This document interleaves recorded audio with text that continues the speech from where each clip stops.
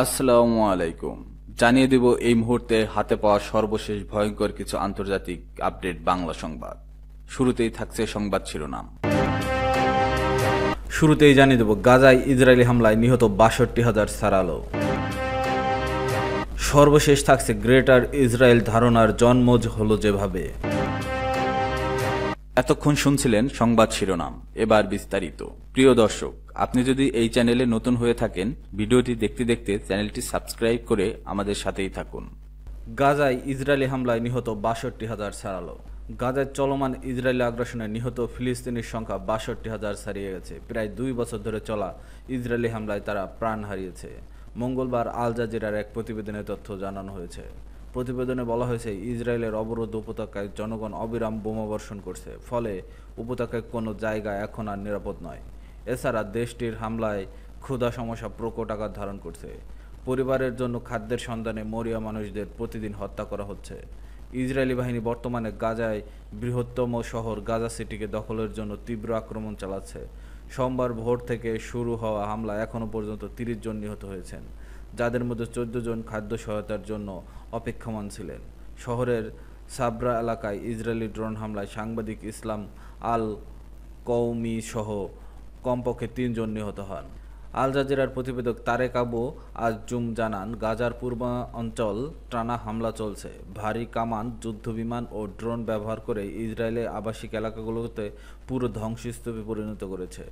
গাজার স্বাস্থ্য মন্ত্রণালয় জানিয়েছে, গত ২৪ ঘন্টায় অনাহারে আরও ৫ জনের মৃত্যু হয়েছে, যাদের মধ্যে ২ জন শিশু।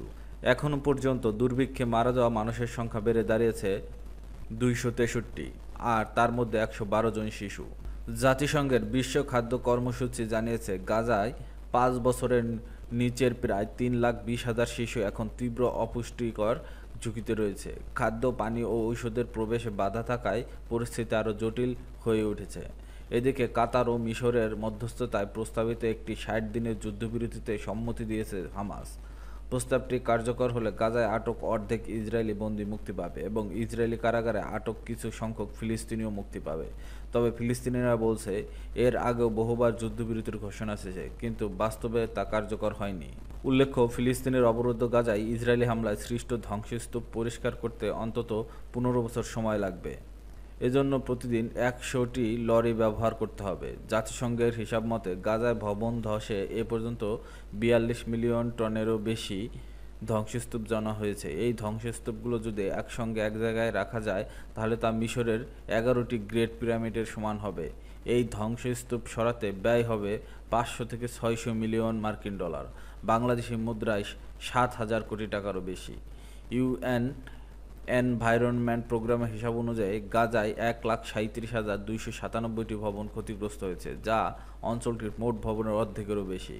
ক্ষতিগ্রস্ত ভবনের মধ্যে ১/৪ পুরোপুরি বিধ্বস্ত হয়ে গেছে। এছাড়া ১ মারাত্মকভাবে ক্ষতিগ্রস্ত হয়েছে এবং ১/৩ বেশ খানিকটা ক্ষতিগ্রস্ত হয়েছে। এসব ভবনের ধ্বংসস্তূপ সরিয়ে ফেলার জন্য ২৫০ থেকে ৫০০ হেক্টর জমির প্রয়োজন পড়বে।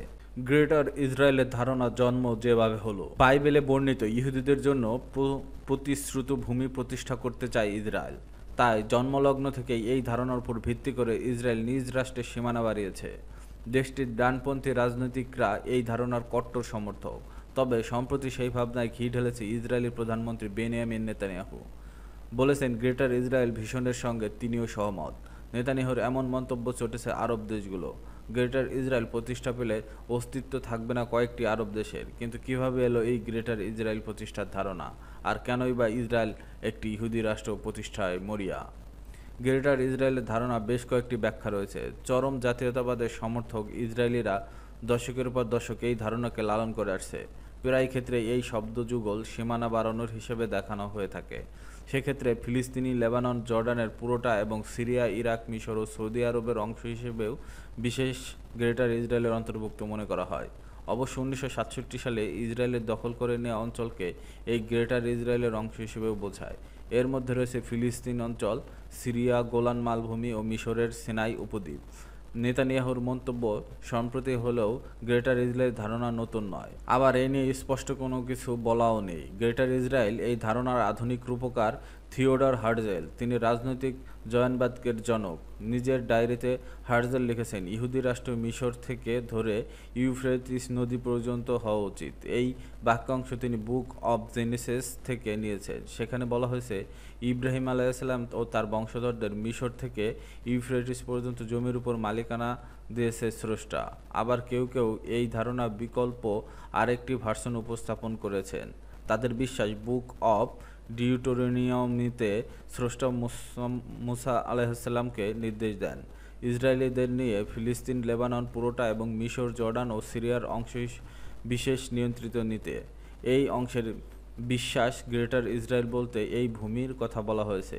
কেউ আবার বুক অব স্যামুয়েলের বরাতে ফিলিস্তিন, লেবাননের পুরোটা এবং জর্ডান ও সিরিয়ার অংশ বিশেষকে গ্রেটার ইসরায়েল হিসেবে মনে করেন। অনেক ইসরায়েলির বিশ্বাস, গ্রেটার ইসরায়েল কেবল রাজনৈতিক অভিলাষ নয়, বরং ঐশ্বরিক ম্যান্ডেট, যা বাস্তবায়ন করতে হবে, কারণ এসব ভূমির উপর নিজেদের নিয়ন্ত্রণ প্রতিষ্ঠাকে তারা বৈধ মনে করে।